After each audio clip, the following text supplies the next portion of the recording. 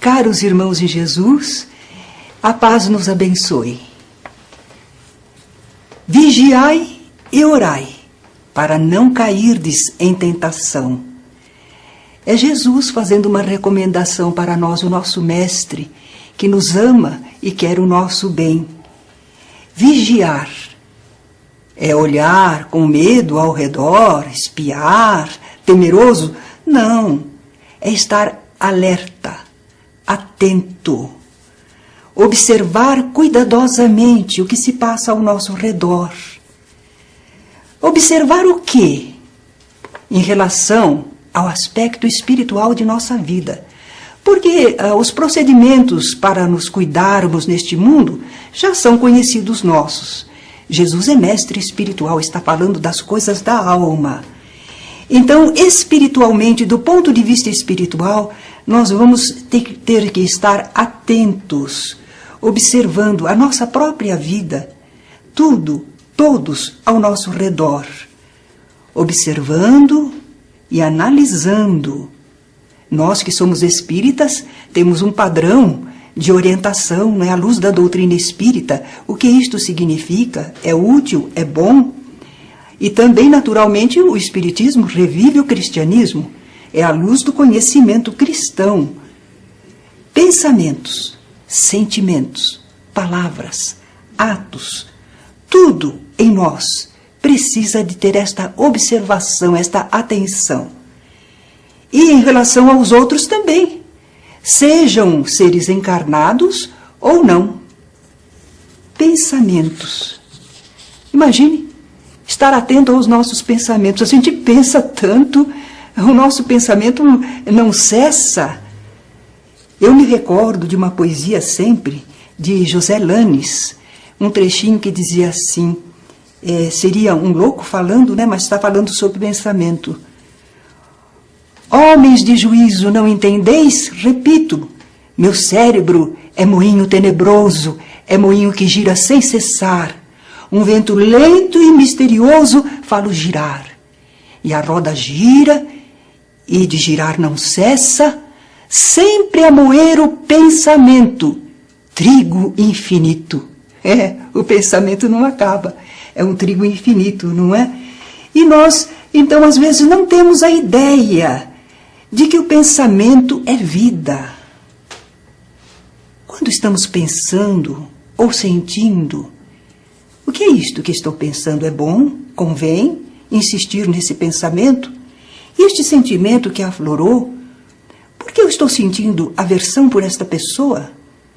Será que isto está correto? Como devo proceder?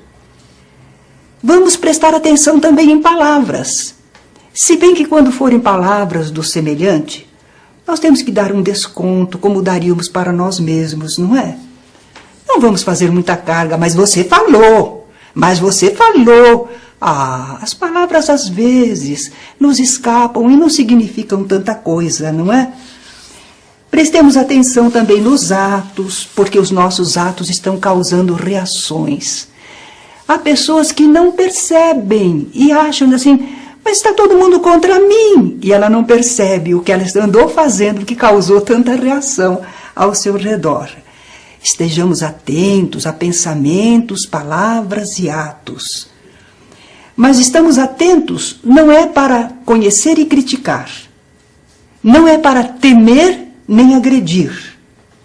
Nós temos que ter fé nas leis divinas, na lei de ação e reação que dá a cada criatura segundo suas obras. Estamos atentos, estamos observando, estamos entendendo, estamos conhecendo.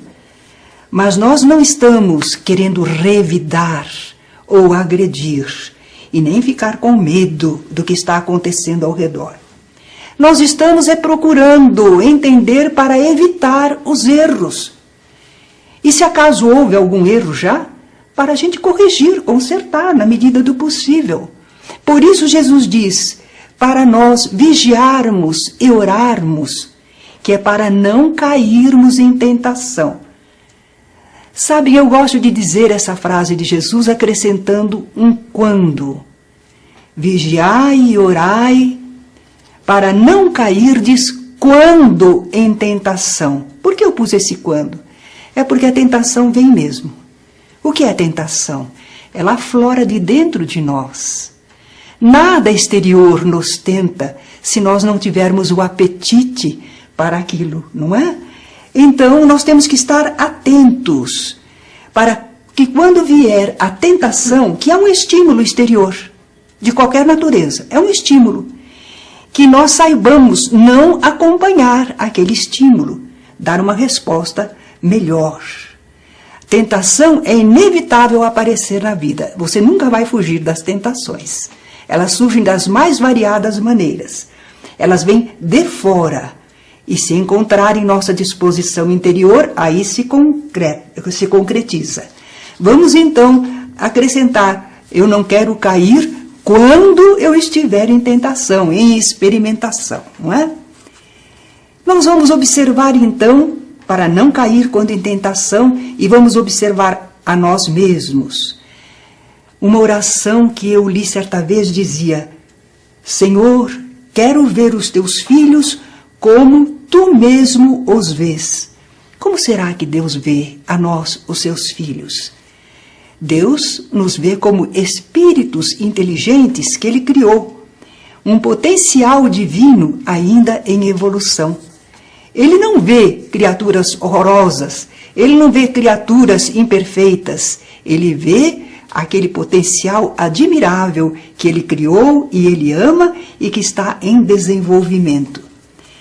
Vamos olhar a nós mesmos dessa maneira e procurar não ensejar sintonia mental, afinidade fluídica com os espíritos inferiores.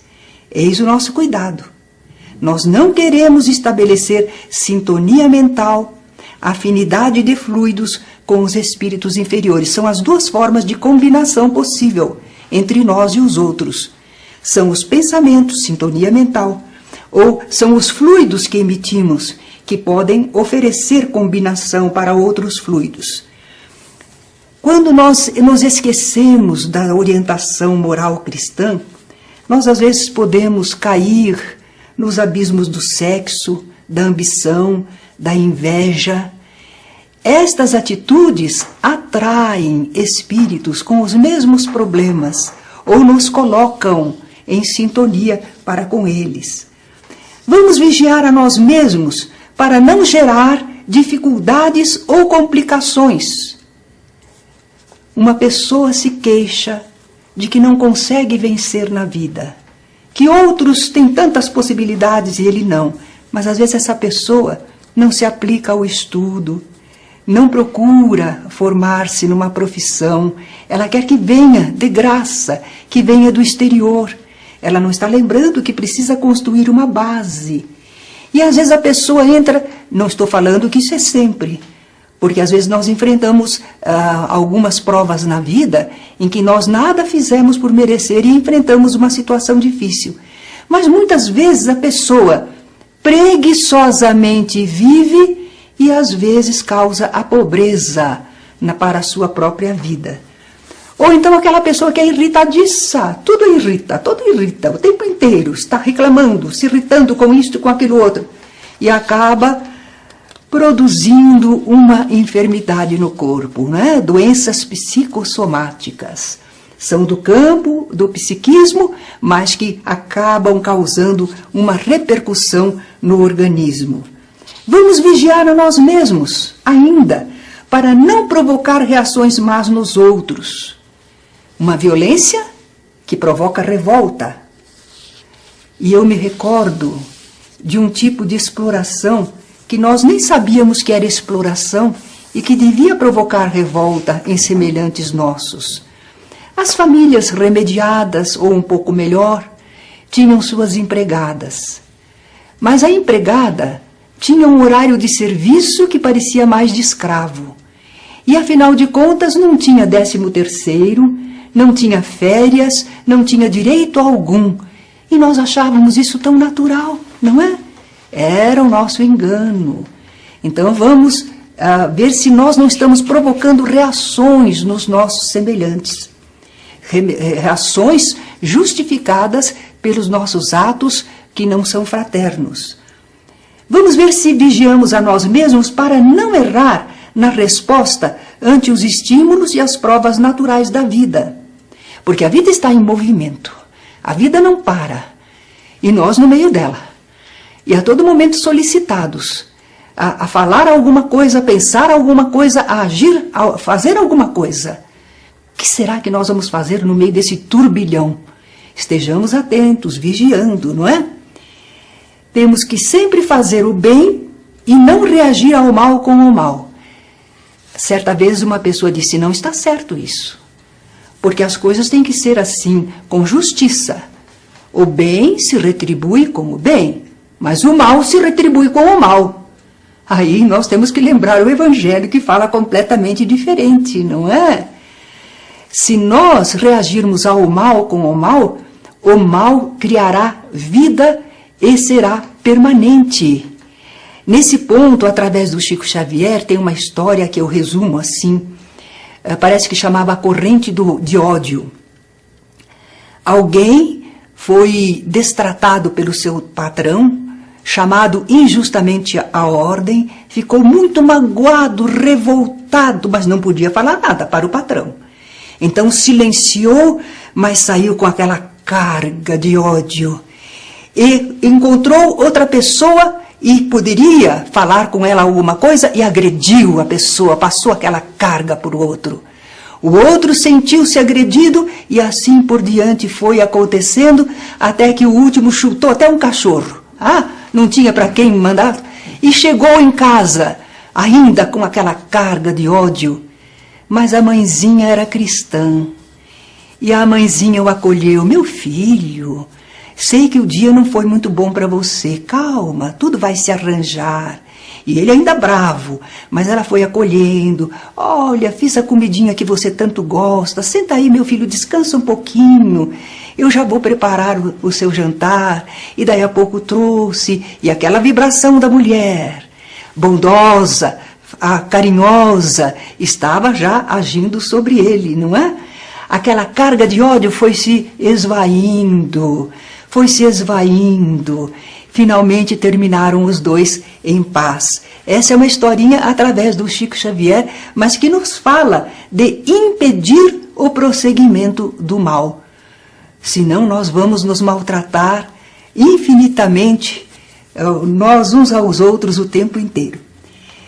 Vamos vigiar nós todos, nós mesmos em tudo isso, mas também vamos vigiar aos outros, para não acompanhar seus erros, para não aceitar as sugestões más que possam nos enviar.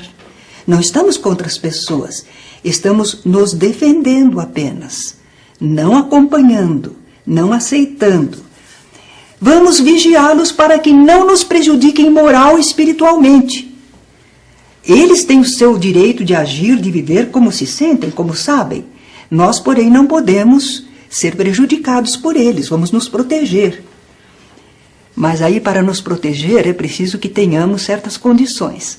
Nesse ponto, eu me lembro de Conto do Vigário. Que conto do vigário é esse? É alguma coisa em que um esperto vem e propõe alguma situação que para nós nos parece favorável e interessante, e a gente fica cego e não vê nada. E no fim ele lucra com a nossa invigilância, com a nossa precipitação, não é? Então vamos ter cuidado com isso, porque ninguém que seja cauteloso, digno, que não explora o semelhante, vai cair no conto do vigário. Porque às vezes quer ajudar alguém, ajuda sem esperar ganhar à custa do outro. Porque o conto do vigário é assim. A pessoa ajuda, mas é porque ela pensa que ela vai estar explorando o outro e vai conseguir ficar muito rica e o outro não. Que o outro está em alguma situação difícil, não é? Então o problema está em nós e não no outro nesse caso.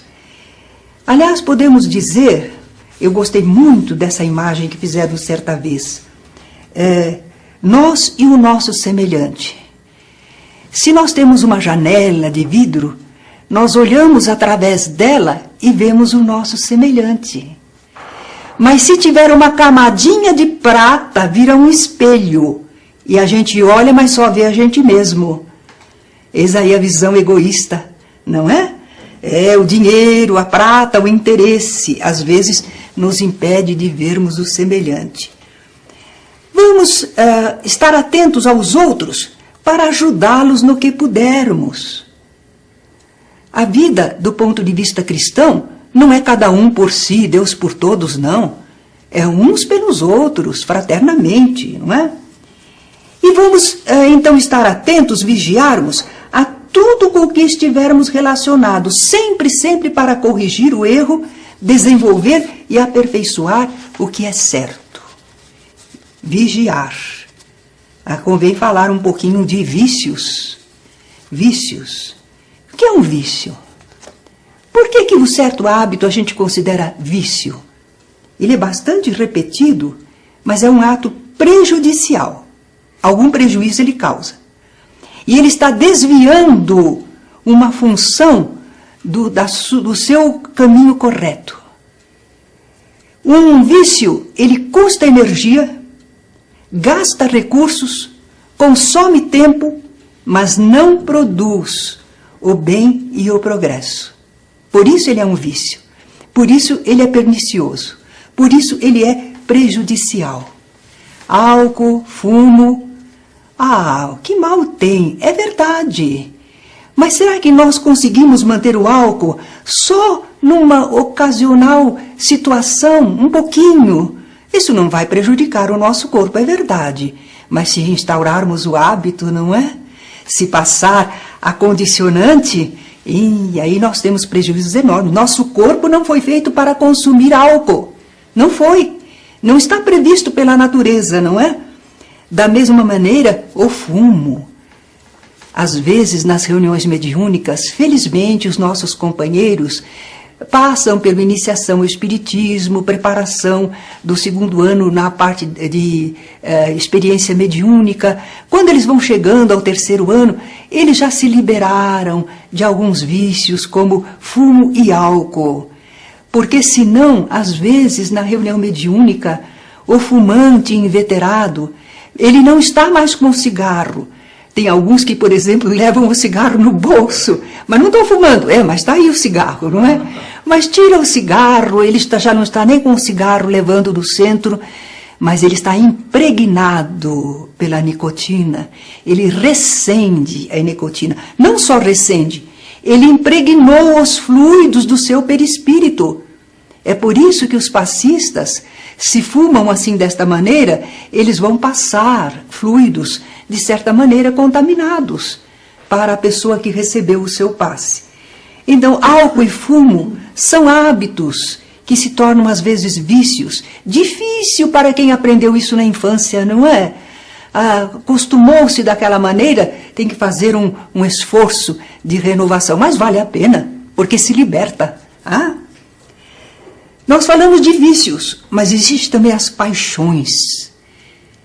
Não só a paixão amorosa, não é? Paixões. O que serão? Excesso, descontrole no sentimento, na emoção. Os vícios são em relação a hábitos. Agora, as paixões são no sentimento, nas emoções. Se uma paixão passa a nos dirigir, de qualquer tipo, paixão do futebol, por exemplo, gostar de futebol é uma coisa, ser fanático é outra. E é difícil a gente manter no limite. Entre um gostar, um apreciar e o estar apaixonado, que aí conturba a razão, não é? Excessos corpóreos têm efeitos fluídicos prejudiciais. André Luiz, falando sobre isso, através de Chico Xavier, ele diz que ele estava examinando candidatos à mediunidade numa casa espírita. E ele notou que entre aquelas pessoas havia, por exemplo, alguém que estava com bacilos psíquicos sobre as células geradoras. Isso revelava que ele estava descontrolado no campo do sexo.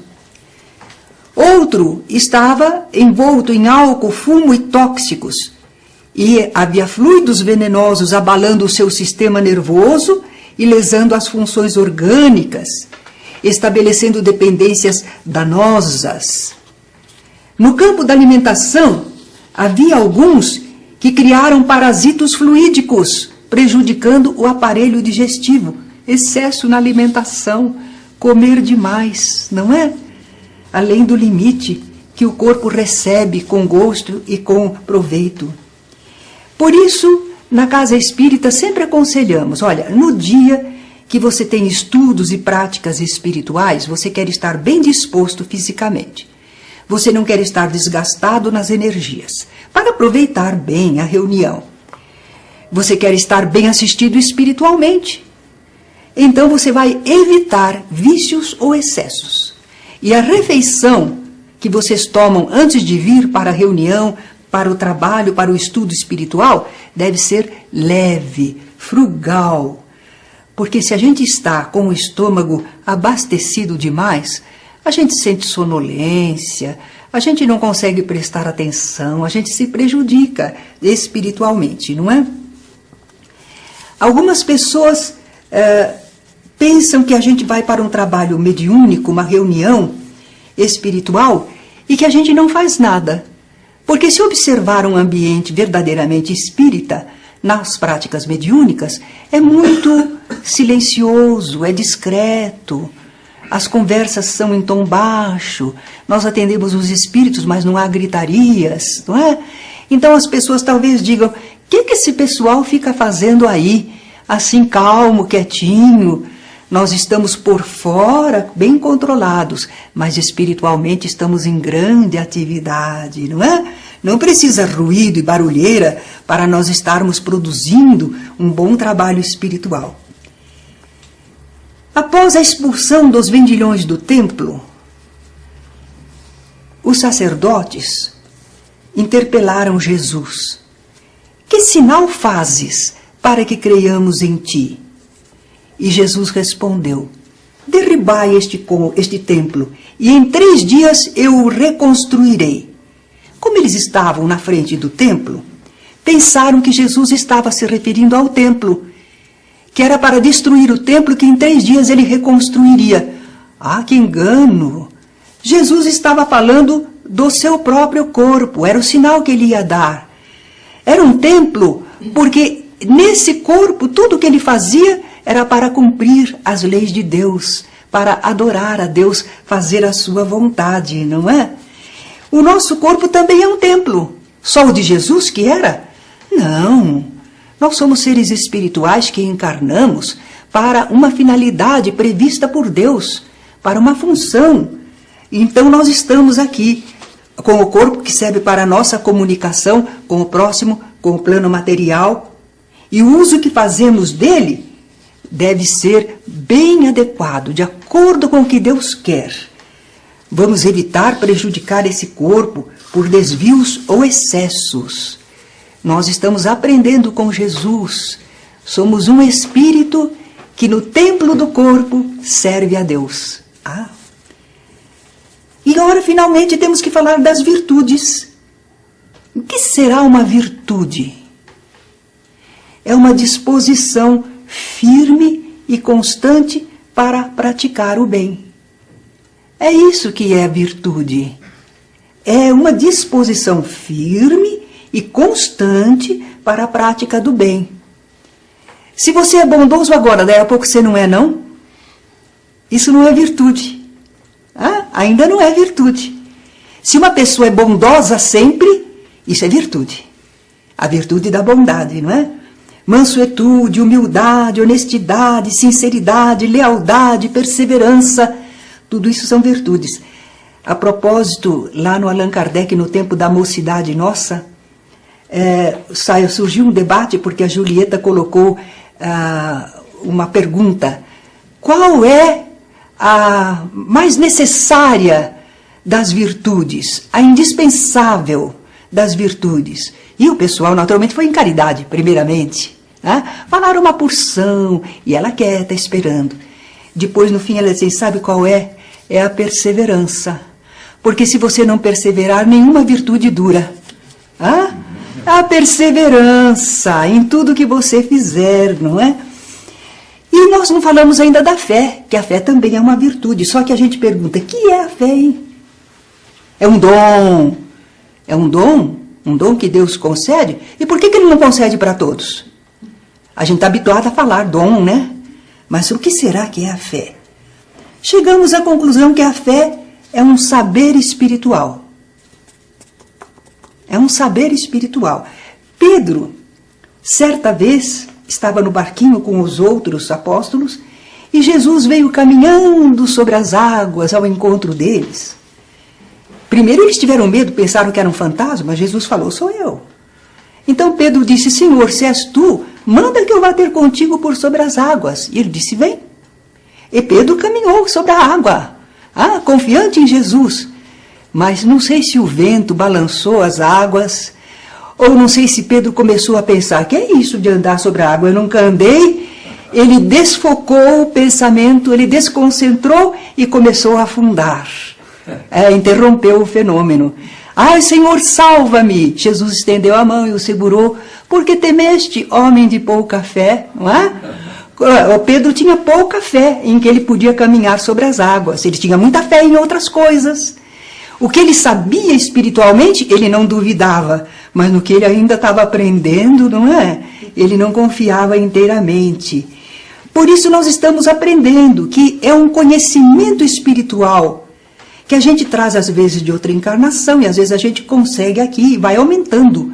Aumentar a fé é justamente cada vez entender mais, saber mais, viver mais, não é? Essa disposição para o bem, firme e constante, ela vai sendo desenvolvida. Então Vinícius nos diz assim, quem diz que tem paciência, diz perdi a paciência, não tem paciência, porque paciência não se perde. A virtude já é uma conquista. Mas no campo em que a gente ainda está aprendendo, a gente quer ser paciente, mas ainda não desenvolveu essa qualidade, essa virtude em nós, não é? Talvez que a gente pensando em virtude, a gente diga, quem sou eu, um pobre pecador? Não tenho merecimento algum. Por que falamos isso? Porque nós temos alguns pensamentos inferiores, alguns sentimentos que não são os melhores. Ora, nós somos espíritos em evolução, mas nós somos filhos de Deus. Não devemos nos menosprezar assim. Devemos estar atentos, vigiar, buscar não ser escravos das paixões, dos vícios, buscarmos cultivar as virtudes, mas não devemos nos menosprezar, não. Nós somos filhos de Deus, seres espirituais, não é? Toda vez que há resistência voluntária ao mal, existe virtude. Olha aí. Toda vez. Eu tive um pensamento mal, mas eu não acompanhei. Eu não fiz nada de mal. Eu resisti. Eu estou cultivando a virtude. Existe virtude aí, não é? Quando já faz parte do nosso modo de ser, aí André Luiz vai dar uma definição bonita. Quando a gente já tem aquela virtude desenvolvida. Ele diz que a virtude não é uma voz que fala, mas um poder que irradia. Então, virtude não é aquilo que a gente diz para as pessoas, eu sou bondoso, viu? Não, se for bondoso você não precisa falar, porque aquilo irradia de você. A pessoa reconhece que você, mesmo que ela não fale, se ela tem alguma animosidade contra você, mas ela sente aquilo que irradia de você, não é? Não é falar, é um poder que irradia, é uma conquista, é uma vivência, não é? Encarnados ou não, os outros sentem se nós possuímos alguma virtude em algum campo. E isso nos dá autoridade moral. Porque às vezes na reunião, quando nós dizemos, você poderia ser um dialogador, existe o curso para conversar com os espíritos, alguns nos dizem, mas eu não tenho autoridade moral para isso. Como não tem autoridade moral?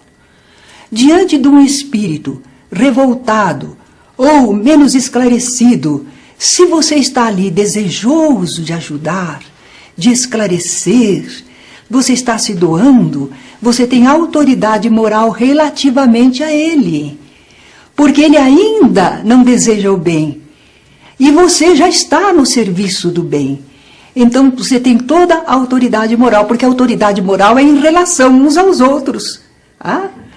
Aqueles espíritos grandemente evoluídos, eles têm autoridade moral sobre todos nós. Mas nós às vezes temos autoridade uns sobre os outros, de acordo com as conquistas que apresentarmos nesse campo. nós falamos que Jesus disse, vigiai e orai. Sabe que muita gente fala orai e vigiai? A gente encontra isso até em livros. A citação é errada, é vigiai e orai. Aliás, com nexo, porque primeiro você presta atenção, observa, examina. E depois que você viu a situação, ou problema, ou necessidade, é aí que você vai orar. Como é que você ora antes de saber o quê? Vigiai e orai.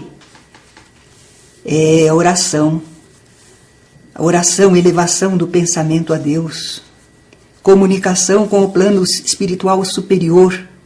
Essa comunicação pode ser com palavras ou sem palavras. E não precisa de atitude especial nenhuma.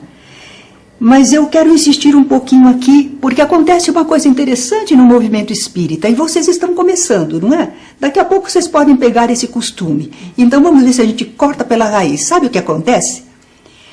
Como a doutrina espírita explica muitas coisas, o espírita pegou o costume de explicar. E quando a gente convida, faça uma oração, a pessoa começa a fazer uma explicação.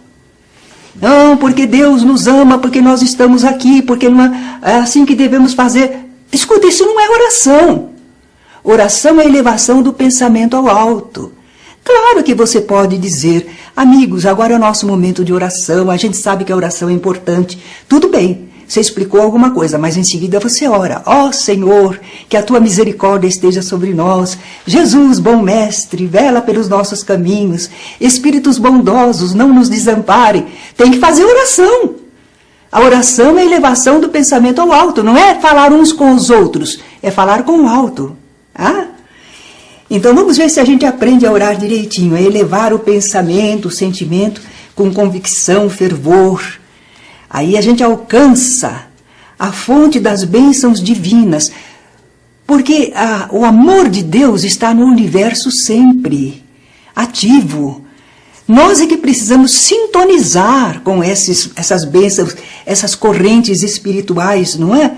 Quando a gente eleva o pensamento na oração, a gente sintoniza, é como se pusesse uma tomadinha nossa lá, para carrear as energias que vão nos sustentar no caminho, não é?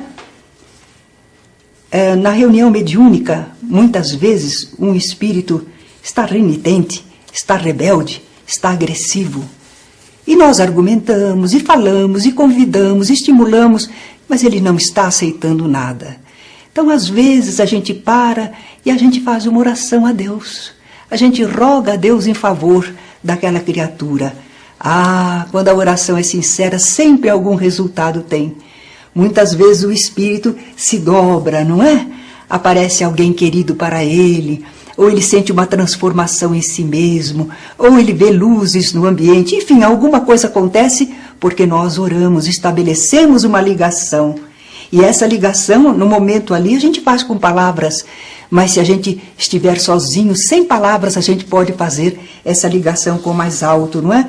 Estamos sempre com a possibilidade de recebermos a misericórdia de Deus, que nunca se nega para nós, desde que elevemos o pensamento, buscando o amparo divino. Vigilância cristã. Eis aí, nós estamos aconselhados por Jesus a lembrarmos de estarmos atentos na vida, a nós, a tudo que nos acontece, àqueles que nos rodeiam, e que nós não esqueçamos de, por causa de tudo que observamos na vida, elevarmos o pensamento a Deus, para conseguirmos carrear para nós as bênçãos misericordiosas, fecundas, generosas que existem no universo, que só dependem de nós dizermos, Pai, ajuda-nos. Obrigada.